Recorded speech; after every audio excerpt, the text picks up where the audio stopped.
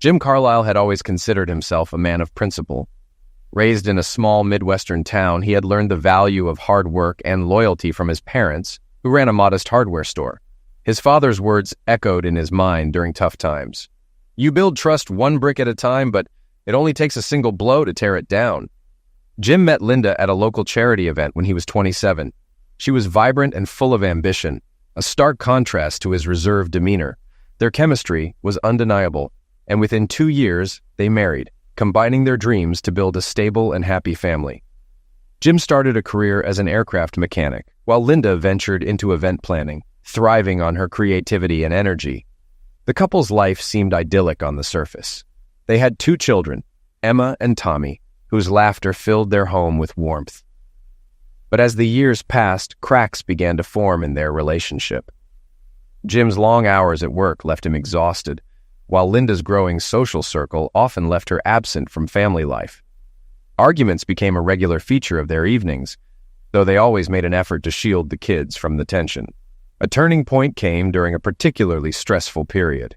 Jim was struggling to meet a tight work deadline, and Linda had taken on a high-profile client whose demands consumed her time. Their communication broke down completely. One evening, Linda didn't come home after a work function, citing exhaustion as the reason she stayed at a colleague's place. Jim's suspicions grew, though he brushed them aside, unwilling to confront the possibility of betrayal. Months later, Jim stumbled upon a series of text messages on Linda's phone while searching for their son's missing tablet. The content left no room for doubt. Linda was involved with another man. Confronting her led to a bitter fight, during which Linda accused Jim of neglect and claimed she felt trapped in the monotony of their life together. Jim's pleas for counseling were met with resistance, as Linda insisted that their marriage was beyond saving. In the weeks that followed, Linda's behavior became increasingly erratic. She spent nights away from home without explanation, leaving Jim to care for the children alone. The final blow came when she suggested separating, citing her need for freedom. The emotional toll on Jim was immense, yet he resolved to stay strong for the sake of Emma and Tommy. But as Linda's absences became more frequent and her detachment more pronounced, Jim began to feel as though his family was slipping away, piece by piece. Jim felt completely overwhelmed by despair. His marriage had dissolved, leaving his life in utter disarray. Everything he had worked tirelessly to build seemed to disappear in a moment, leaving a void that grew heavier with every passing second. Why had she chosen this path? He couldn't comprehend her actions. His mind swirled with endless questions, yet no clarity emerged, only the shattered remnants of a life he struggled to confront. Exiting Morrison's restaurant, he trudged back to the hotel, gathered his belongings, and left hers untouched. "Let's see if she even notices her stuff is missing," he muttered to himself. Clothes, makeup, a husband. After checking out, he drove home, parking his Ford Explorer beside the F-150. Staring at the house, he sneered. "Home feels more like a tomb, and I'm the ghost stuck inside." Inside, silence greeted him like a suffocating fog. It wasn't peace, it was oppressive. He sank into the living room couch, the weight of his reality pressing down. His tears flowed freely as he sobbed, unable to hold back. Thoughts of his children, Emma and Tommy, filled his mind, making the pain cut even deeper. He sat there for over an hour, spiraling further into despair until something in him snapped. Moving on impulse, he stumbled to the bar, grabbed a bottle of whiskey, and smashed its neck against the counter. He took a swig, the sharp burn offering no comfort, only a trembling in his hands. In a sudden rage, he hurled the bottle at the fireplace.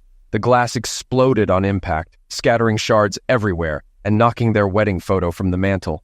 The frame cracked as it hit the floor. A raw, guttural scream tore from him, a sound of primal anguish. "Enough," he whispered hoarsely. "This ends now." Determined, he moved with a cold resolve. In his office, he powered on the computer. The clock glared at him, 10:24 p.m. He muttered bitterly, "Let's see how much damage I can do." Logging into their joint accounts, he systematically drained them, transferring every cent into his personal account.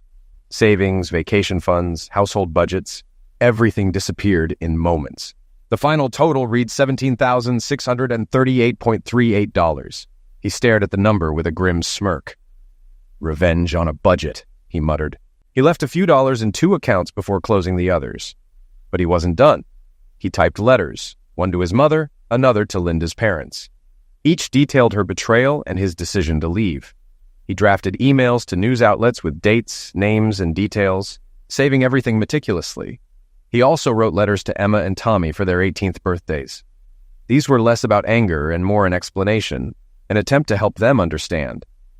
After printing and sealing the letters, he set them aside, hoping they'd forgive him someday. In the bedroom, he packed a small bag with clothes and essentials. After a quick shower, he dressed, laced up his boots, and stood tall. "This is it," he muttered. "Time to move forward." He grabbed his Giants cap and coat, and while coffee brewed in the kitchen, he scribbled a note on a yellow pad. "Linda, we're done. Goodbye. Live with the consequences." Guess who he placed the note on the table, setting his wedding ring on top. In his office, he opened the tool safe Linda always hated. He retrieved his .357 Colt Python, ammunition, some emergency cash, and their marriage certificate. Back in the kitchen, he tore the certificate into shreds and pinned the pieces to the wall with a knife.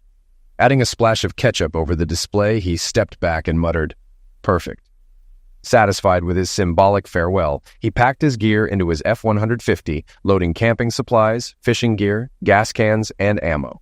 He left the fridge unplugged, its doors open, and slashed the power cord for good measure. Doubt crept in as he thought of his kids.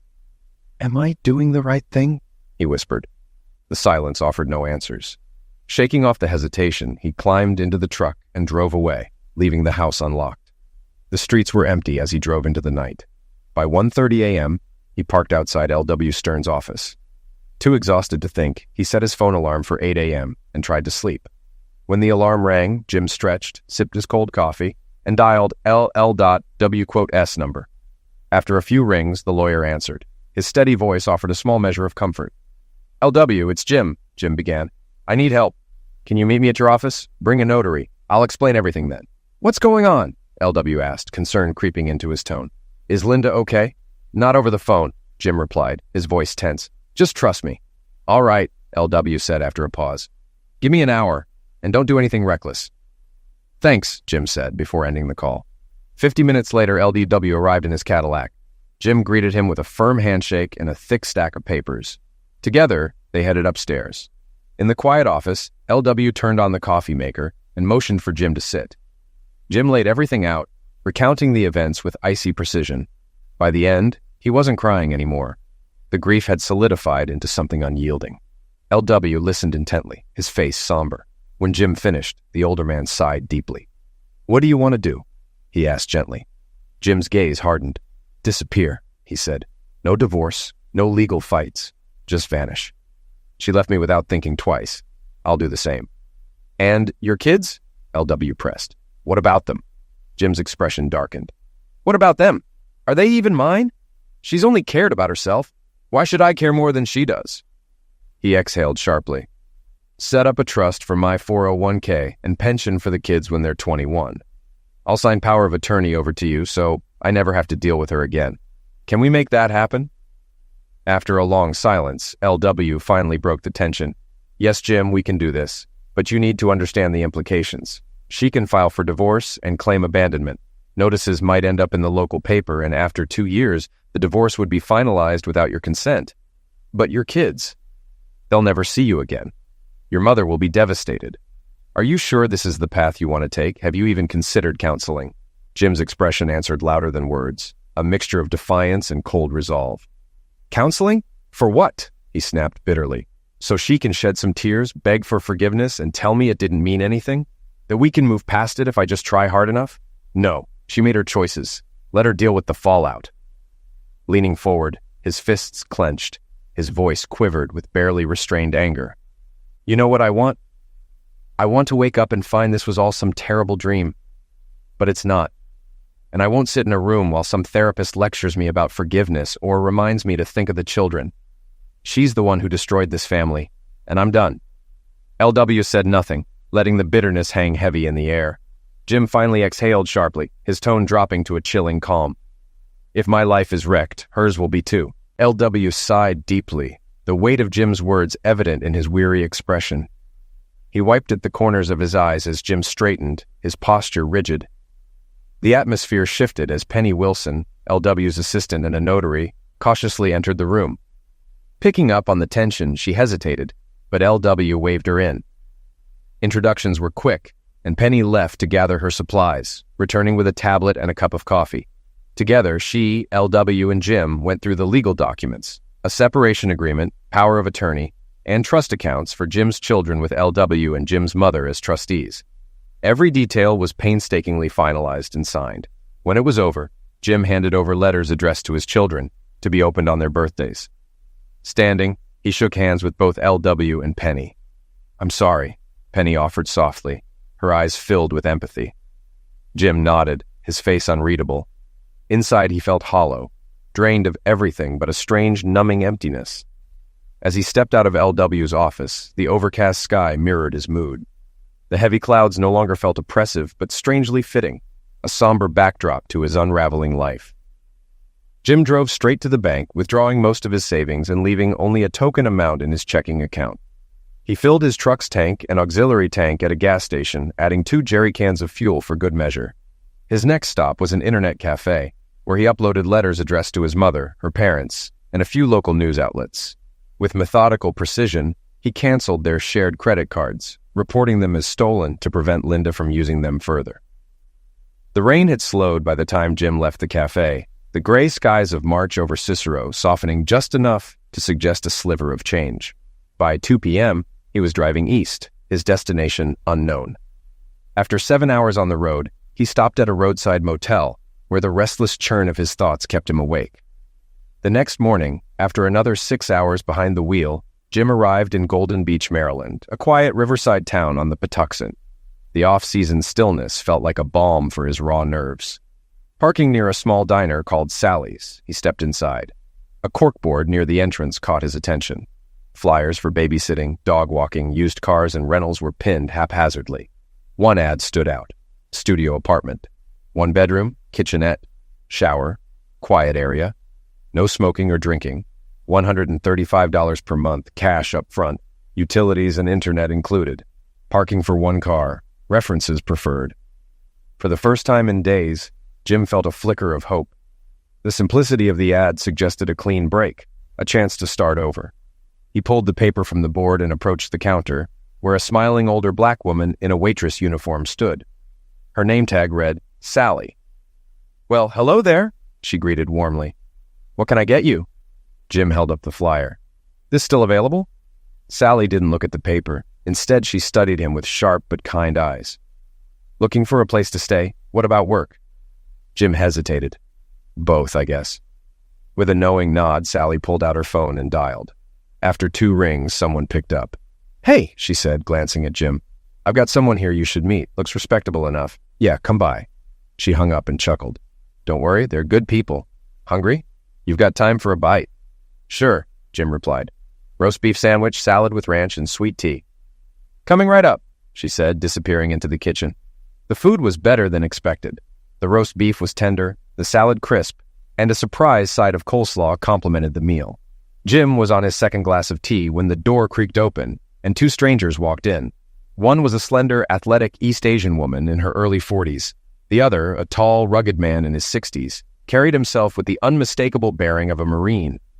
The man guided the woman to a seat on Jim's left before taking the stool to his right, removing his sunglasses and fixing Jim with an intense gaze.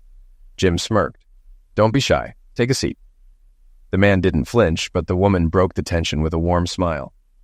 "Hello, I'm May Lowell, and this is my husband, Joshua. Say hello, Joshua." "Hello," Joshua muttered, his eyes not leaving Jim. May extended her hand, and Jim shook it. "What's your name, where are you from, and why are you here?" she asked bluntly. Jim hesitated but handed over his driver's license and a brief, vague explanation. "Are you married?" she pressed. "Yes," he admitted reluctantly. "Kids?" Jim's tone sharpened. "Yes, but I don't know where they are, and I don't care to. I've done nothing illegal. Morally questionable? Sure.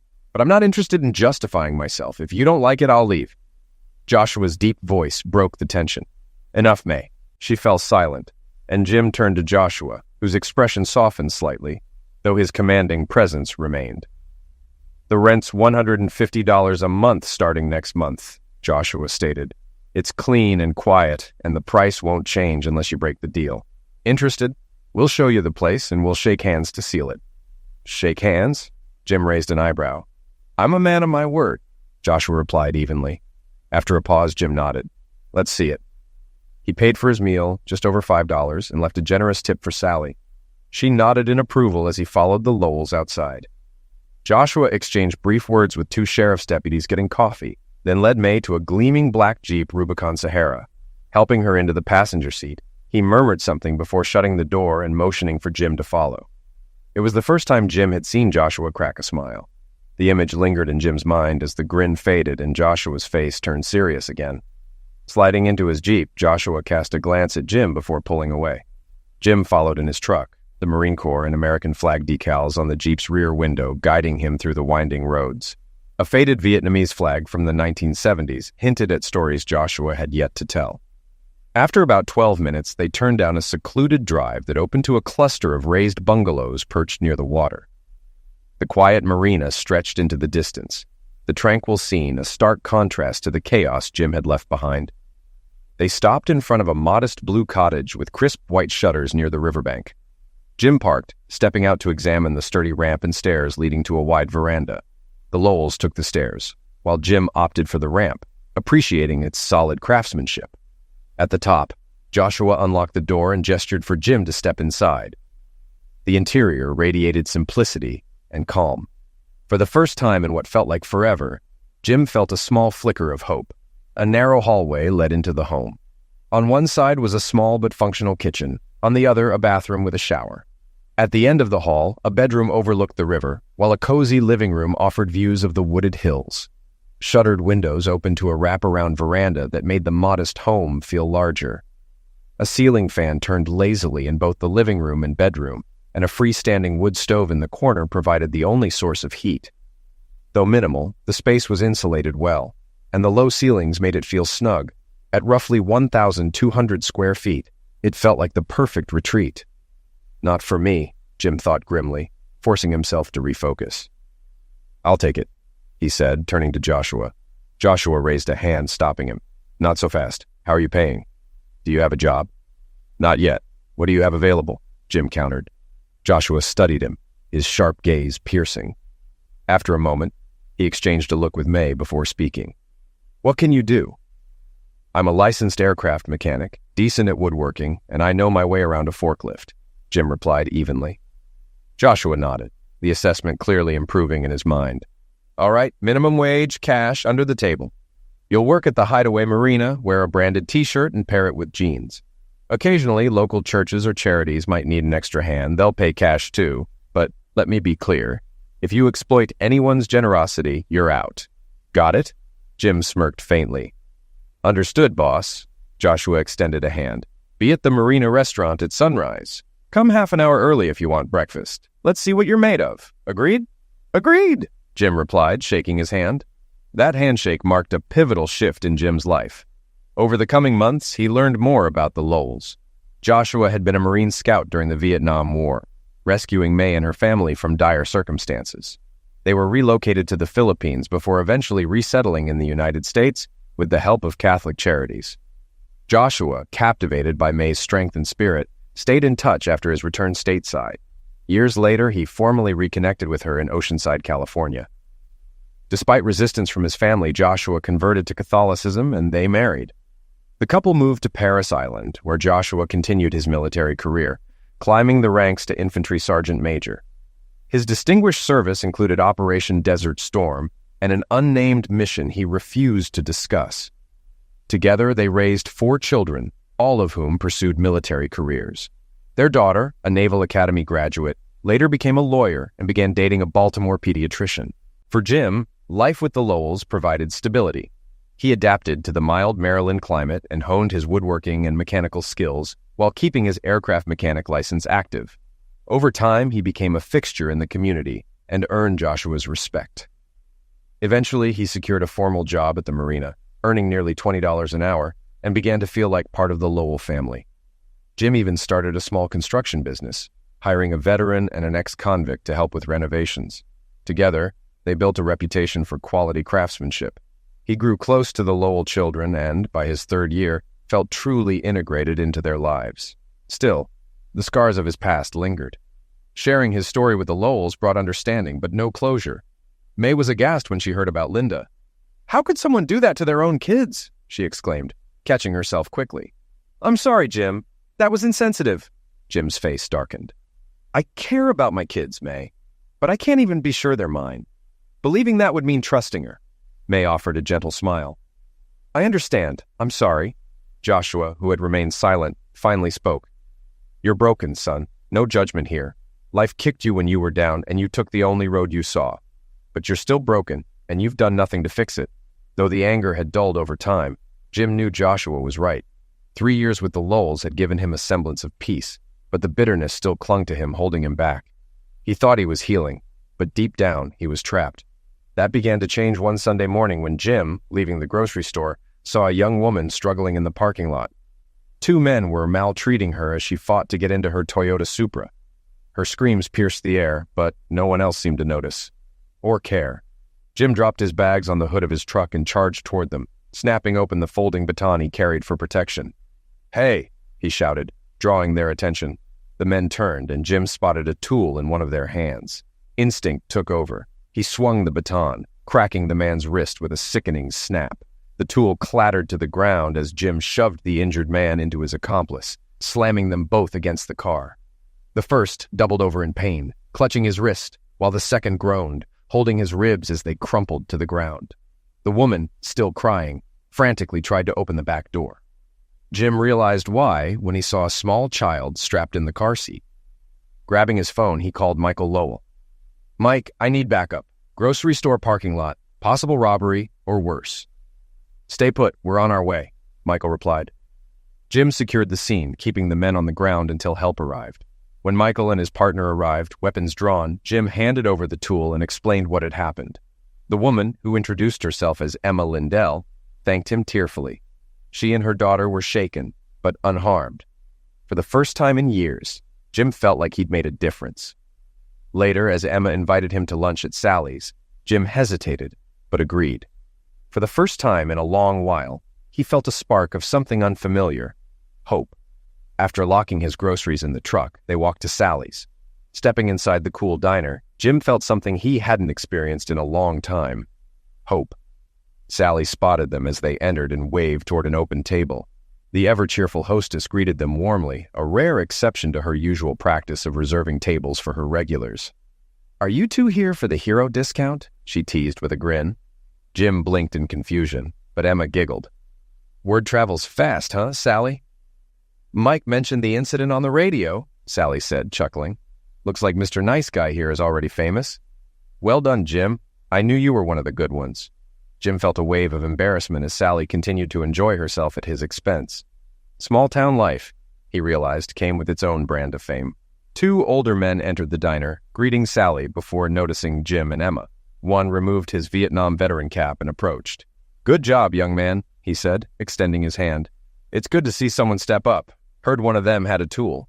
Jim shook the man's hand, taken aback by the warm reception. The second man added, "Joshua always had a good eye for character." He shook Jim's hand briefly, nodded to Emma and Linda, and headed to the counter. Sally beamed, clearly pleased. "Looks like you're the talk of the town," she said. "This place just became the official home of our newest hero." Emma laughed. "Sally, can we just get dinner before his head inflates?" Sally recommended the Tuesday special: grilled chicken, fries, spinach, and a side salad. Jim nodded, and Emma added an order for mac and cheese and chicken nuggets for Linda, who smiled faintly before retreating to her quiet observation of Jim.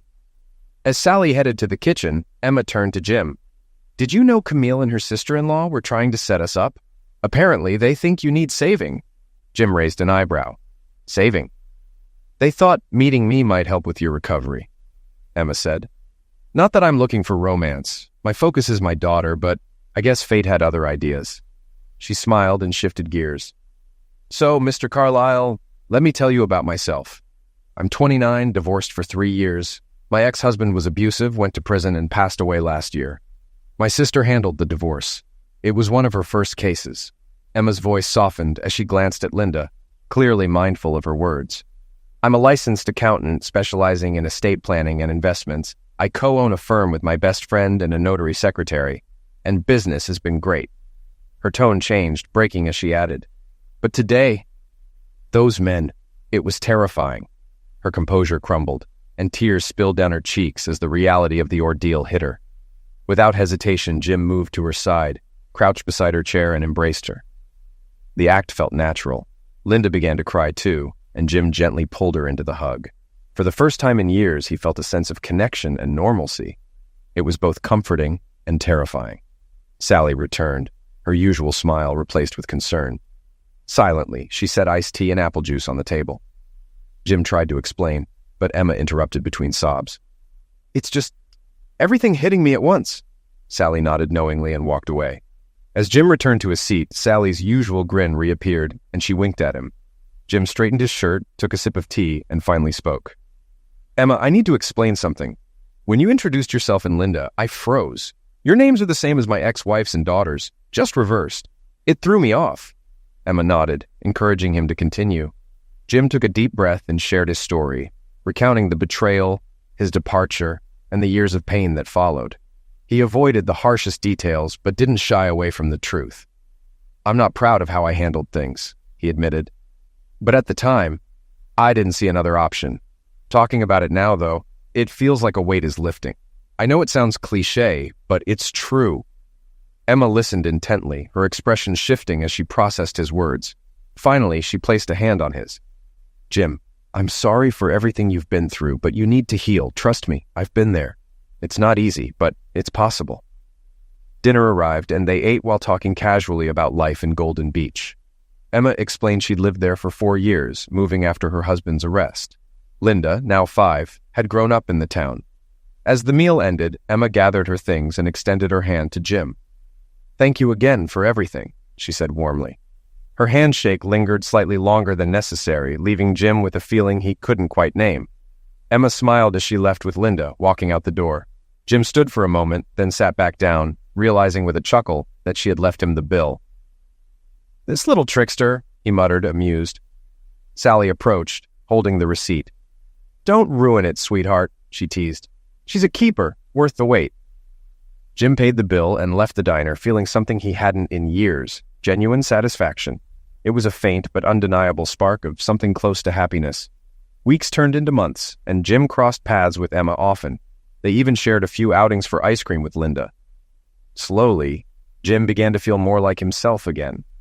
One Thursday morning, Jim learned about a barbecue at the Lowells' home the following evening and was invited to join. Grateful, he decided to take Saturday off, anticipating a long night of food, drink, and conversation. On Friday, Jim stuck to his usual routine: breakfast at the Marina restaurant, launching and servicing boats, and wrapping up work by late afternoon. After heading home to clean up, he put on a fresh t-shirt and jeans and drove to the Lowells' house, a sprawling log-style ranch with a wraparound deck, patio, pool, jacuzzi, and smoking barbecue pits. Mai greeted him warmly with a quick hug and kiss on the cheek before ushering him into the lively gathering. Children ran around while family and friends mingled. Before long, Jim found himself face-to-face with May Angelina, the youngest Lowell child. Angie, as everyone called her, was a sharp and well-regarded attorney, a former Marine Corps officer, and the subject of family hopes that her relationship with a young doctor would turn serious. Despite her social clout, she directed her full attention to Jim. "Jim," she began, her tone direct but kind, "how are you doing? I haven't seen much of you over the past 3 years, but what I know and have observed leaves a good impression. That said, someone is very interested in you. Can we talk?" Surprised, Jim agreed hesitantly. "Where?" "Now, if you're free," she said, taking his hand. Before he could respond, Mike and Camille joined them, grinning as if in on a joke. They led Jim to a shaded table beneath a large tree, offering warm handshakes and a round of drinks. Budweiser for Jim and Mike, white wine for the women. Mike handed Jim a beer. "You might need this, but pace yourself." Jim nodded, taking a sip as Angie leaned forward, her expression serious. "About a year and a half ago, I was given an assignment," she began. Jim wasn't surprised. Angie's Marine background and connection to her father suggested who might have orchestrated this. His suspicions grew as he glanced at Joshua, deep in conversation with other guests, his gaze briefly flicking toward Emma before returning to the group. "I've been in contact with L.W. Stearns," Angie continued. "Don't worry, he didn't disclose anything you hadn't already shared. But he confirmed your story. and filled in a few gaps. She paused, her tone softening. I'm the only one who knows all the details so far. Not even my parents. At that moment, her boyfriend Robert approached, planting a kiss on her head. Everything okay? He asked. Yes, dear. I'll fill you in later, she replied warmly, sending him back to the party with a smile. Turning back to Jim, she said, Now, here's the truth. After you left, Linda thought you'd cool off and come back. But when she found the house, she panicked. Thinking you might have injured yourself, she called emergency. Police arrived to find her hysterical. When they entered the house, they discovered the chaos and scolded her for wasting their time. Angie took a sip of wine, her voice steady. Her parents arrived and were furious, at her recklessness and at you for disappearing. Meanwhile, the messages and emails you sent went viral, humiliating Linda. She delayed filing for divorce, spent the money you left, and drowned in debt. Nearly 2 years passed before the divorce was finalized. You've been legally free for 6 months. Jim sat silently, processing the cascade of revelations. Angie continued. Linda sold the house, lost her job, started drinking heavily, and fell into bad company. Her parents took custody of the kids. Your mother sees them regularly, but Linda, not so much. Last week, she entered rehab. Her parents are exhausted, her mother's health is failing, and her father's stress is through the roof. The mood grew heavy as Joshua and Mai joined the group. Joshua's tone was firm as he addressed Jim. Son, everyone knows now, your family, her family. Mai and I don't know the full story yet, but it's time to stop avoiding it.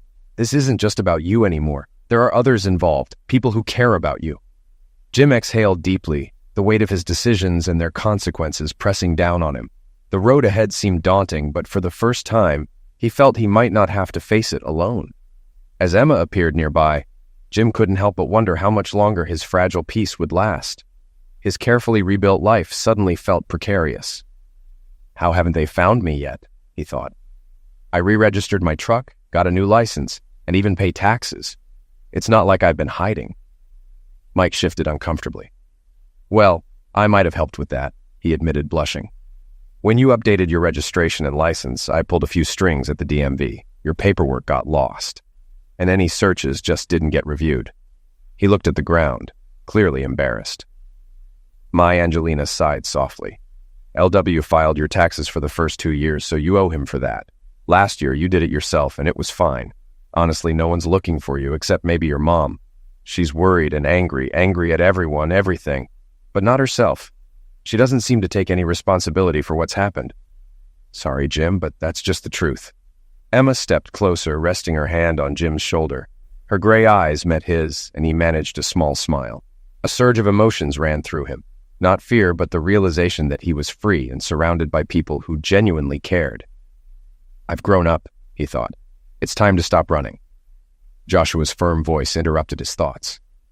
Son, the time for running is over. Jim nodded. You're right, sir. No more running. It's time to move forward. He turned to Emma.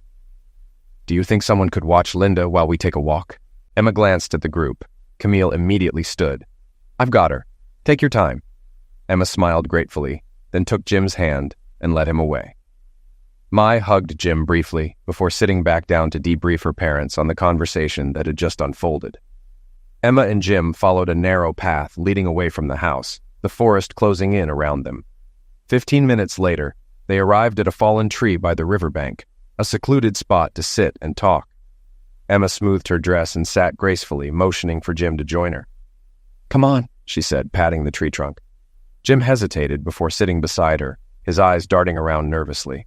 Emma leaned back, closed her eyes, and smiled serenely. Her calm unnerved him. It felt like she already knew how this would end, as if this moment was exactly as she'd planned. Finally, Jim gathered his thoughts. Emma, you need to know everything, he began. I need to tell you my whole story. Emma opened her eyes and met his gaze. I'm listening. Jim recounted the painful details of his past, his betrayal, the choices he'd made, and how he'd spent the last 3 years adrift. He described the shame and loss, how he'd avoided mirrors and how lost he'd felt. He shared what Angie had revealed earlier and admitted how their first encounter had started to bring him back to life. By the end, he felt exposed, bracing for Emma's reaction. Instead of anger or pity, Emma's eyes sparkled with amusement.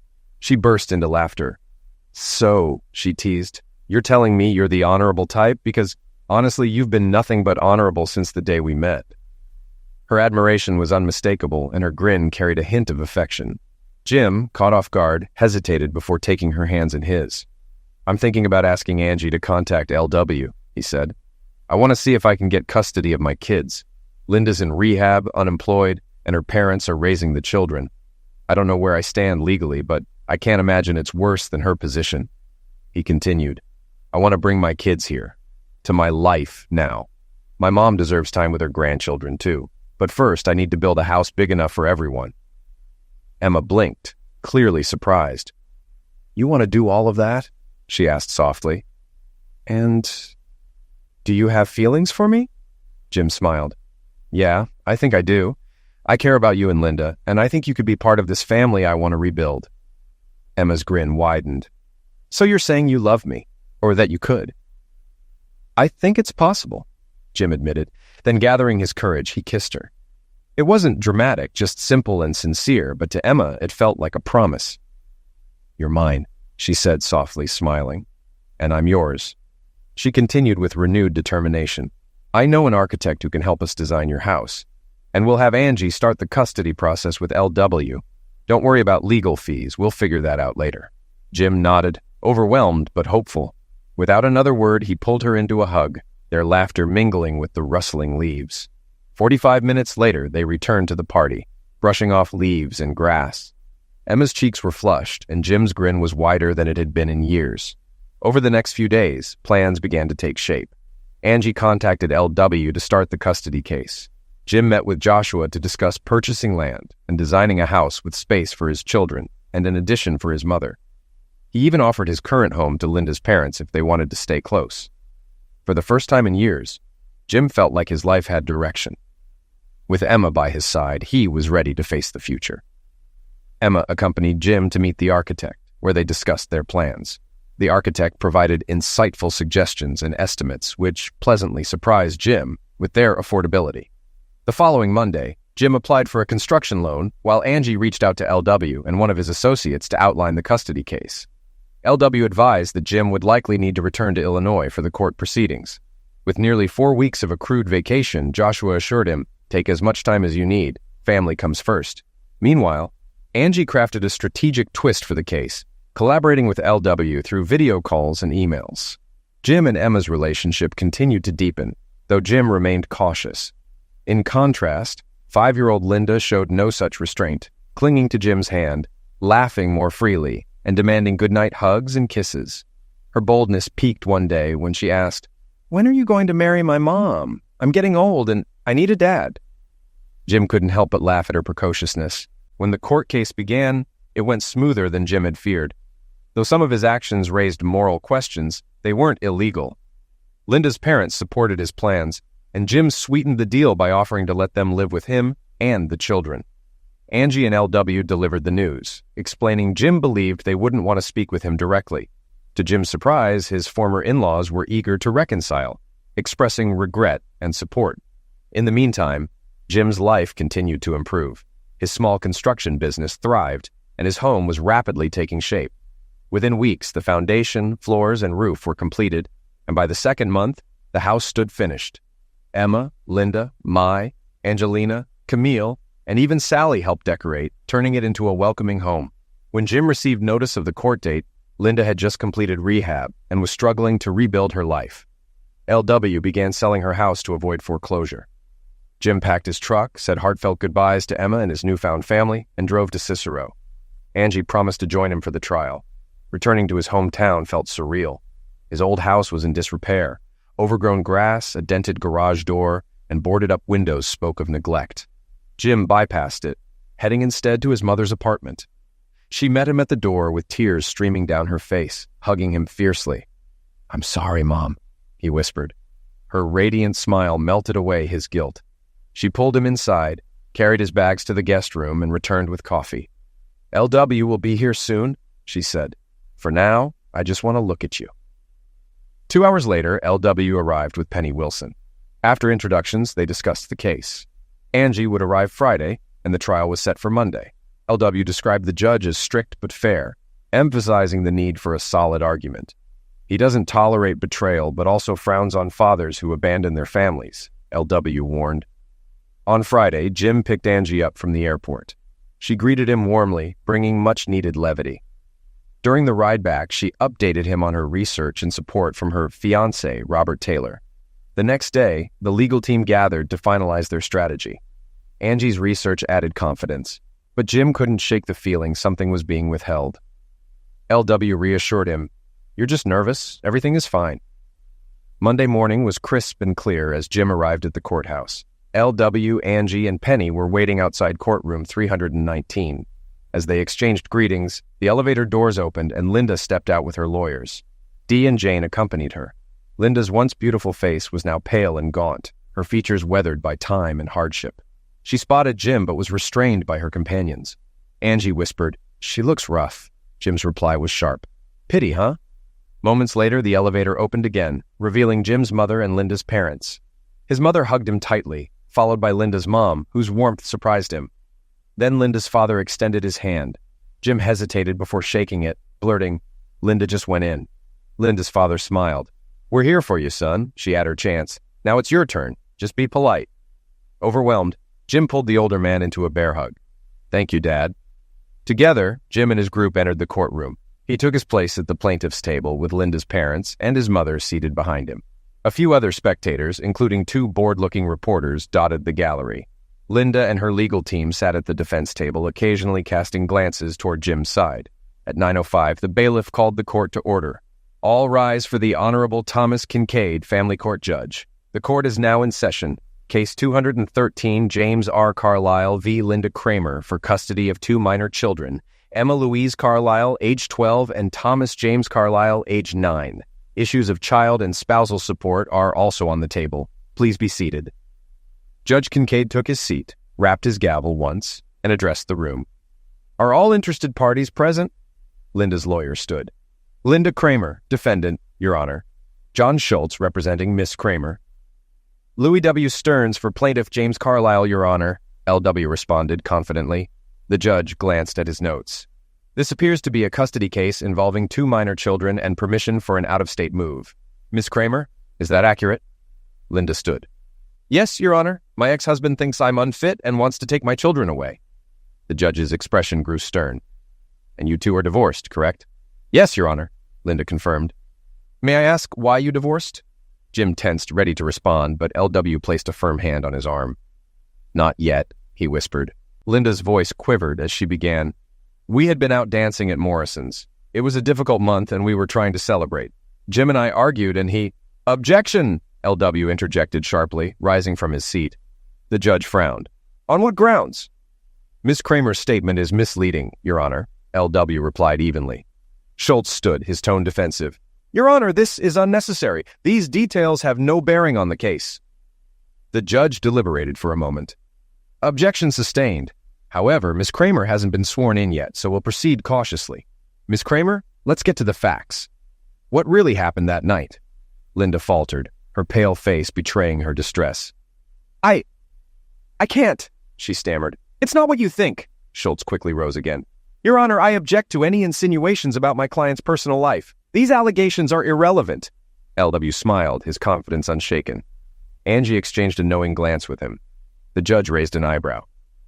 "Miss Kramer, are there allegations of misconduct here? Please clarify." Linda shrank further into her seat, visibly shaking. Turning to LW, the judge asked, "Can Mr. Carlisle shed light on this matter?" LW nodded. Jim rose, his voice steady. "Swear me in, Your Honor, I'll explain." "Objection, Your Honor," Schultz shouted, his frustration evident. "This is a one-sided account and should be excluded." "Objection overruled," the judge ruled firmly. "Bailiff, swear in the witness." The bailiff approached Jim, holding a Bible. "Place your left hand on the Bible and raise your right hand," the bailiff instructed. "Do you swear to tell the truth, the whole truth, and nothing but the truth?" "I do," Jim responded firmly. "State your name and address for the record," the bailiff continued. "James Carlisle," Jim replied. "Hideaway Marina, Golden Beach, Maryland." The judge nodded. "Proceed, Mr. Carlisle. What happened that night?" Jim took a deep breath and recounted the events in detail, from leaving the house to Linda disappearing after heading to the restroom. He described how she left without explanation and spent the night with another man. She didn't say a word, didn't explain. She just left, he concluded, looking directly at Linda. So I went home and did the same. At least I left a note. The courtroom fell silent except for Linda's quiet sobbing. Then she erupted. You abandoned me and the kids, you coward! Jim's reply was calm but cutting. Just like you abandoned me. The judge banged his gavel twice. Order. Any more outbursts, and I will take action. Turning to Linda, he asked, Is Mr. Carlyle's account accurate? Tears streamed down her face as she hesitated, the truth visibly crushing her. Yes, Your Honor, she whispered. Everything he said is true. I ruined everything. The judge turned his attention back to Jim. While I sympathize with your situation, leaving your family for nearly 4 years is a serious issue. Jim opened his mouth to respond, but Angie stood, pulling him back to his seat. Your Honor, may I address the court? And you are? The judge asked. Maya Angelina Lowell, Mr. Carlyle's lawyer from Maryland, Angie replied. There are people here who can provide additional context. The judge nodded, and Joshua Lowell stood. Your Honor, I've known Jim for 4 years. When he arrived, he was broken, but he's rebuilt himself. He's proven his integrity and character. One by one, others spoke on Jim's behalf. Joshua's family, Sally from the diner, and finally, Emma Lindell. Emma described how Jim had saved her and her daughter during a carjacking, calling him a man of honor. This case is part of his healing process, she concluded. I love him, Your Honor. Linda muttered angrily, prompting another sharp gavel strike. The judge ordered a recess, scheduling the hearing to resume at 2 p.m. As the court emptied, Jim turned to Emma, his voice low. So you love me? Emma blushed. Yes, and now you know. Jim smiled. Good, because I love you too. Jim held Emma's hands and kissed her gently. Turning back toward the group, they were met with smiles, laughter, and a few blushes from their friends and family. Together, they walked to a nearby steakhouse for lunch. The atmosphere at the table was light and celebratory. Jim's legal team was in high spirits, particularly Angie, who basked in the success of assembling his strong support network. LW leaned over to her and said, If you ever get tired of Maryland, give me a call. I'd be happy to find you a place in my firm. By 1:45, they returned to the courthouse to chaos on the defense's side. Linda was missing. Her legal team scrambled to explain her disappearance, presenting signed and notarized documents where Linda conceded to all of Jim's claims and waived her parental rights. Jim sat in stunned silence as LW and Angie explained. What does this mean legally? Jim asked. LW replied, It means you won, son. She's relinquished everything. You're already divorced. This was just the rest. Angie placed a reassuring hand on his shoulder.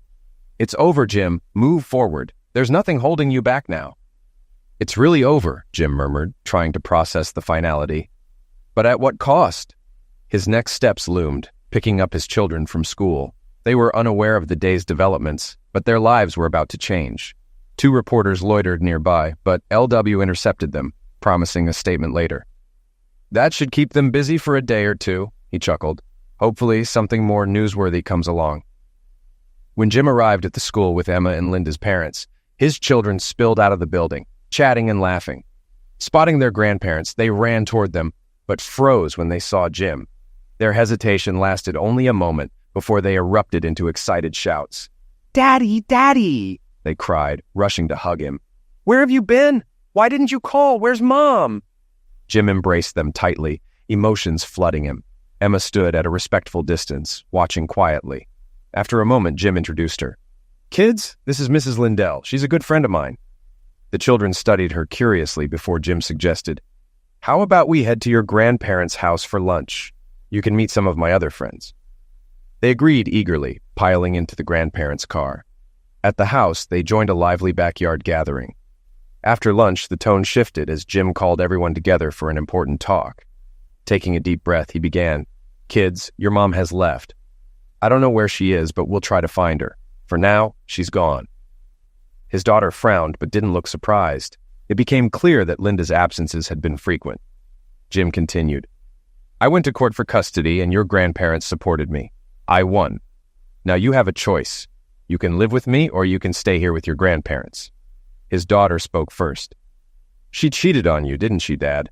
There were different men all the time. It was gross, Tommy added bluntly. Mark was the worst. The heavy silence was broken only by Emma stepping closer to Jim and squeezing his hand.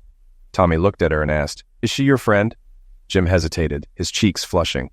Yes, she is. Emma stumbled slightly, bumping into him, which made little Emma giggle. Oh yeah, she's definitely his friend, she teased. The conversation lightened as little Emma introduced herself. My name's Emma too. Emmeline, Big Emma replied with a smile. But my friends call me Emma. I like it, little Emma said. My real name is Emily, but everyone calls me Emma. The interaction brought a much-needed moment of levity. Tommy, watching closely, turned to Jim. She's suitable, Dad. What do you think? Jim smiled, caught off guard by his son's maturity. I think so too. Over the next 2 days, Jim shared his plans with his family. He proposed that everyone move to Maryland, selling their current homes for a fresh start. The children were excited, especially knowing that their grandparents would join them. Surprisingly, the grandparents agreed, believing a new environment would be good for everyone. Preparations began quickly. Linda's continued absence made logistics simpler, though emotions ran high. Jim's mother held a garage sale and donated items to charity while Linda's parents packed and listed their home for sale. With all the paperwork finalized, the convoy set off.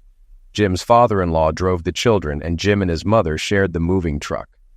After 3 days of travel, they arrived in Golden Beach. The kids explored their new home, thrilled to pick out bedrooms, while the grandparents admired their nearby house. Mai and Camille welcomed them warmly, handing over the keys and giving a tour. As everyone settled in, Jim returned home to find Emma chatting with the children. His daughter greeted him with a playful glare. So, do I get a sister along with a new mom? Jim blinked, caught off guard. Maybe? Did I forget to mention that? She laughed and hugged him. Thanks, Dad, Tommy added dryly. Now I see why we needed so many bedrooms. In mid-August, Jim and Emma married in a small ceremony. Their honeymoon in New Orleans was simple and sweet, filled with quiet moments and good food. They returned to Golden Beach ready to embrace their new life. Linda remained missing, but Jim's life was moving forward. With the love and support of his new family, Jim had rebuilt the life he thought he'd lost. Was he happy? Yes. Had he made the right choices? Maybe. But he was grateful, and for Jim, that was enough.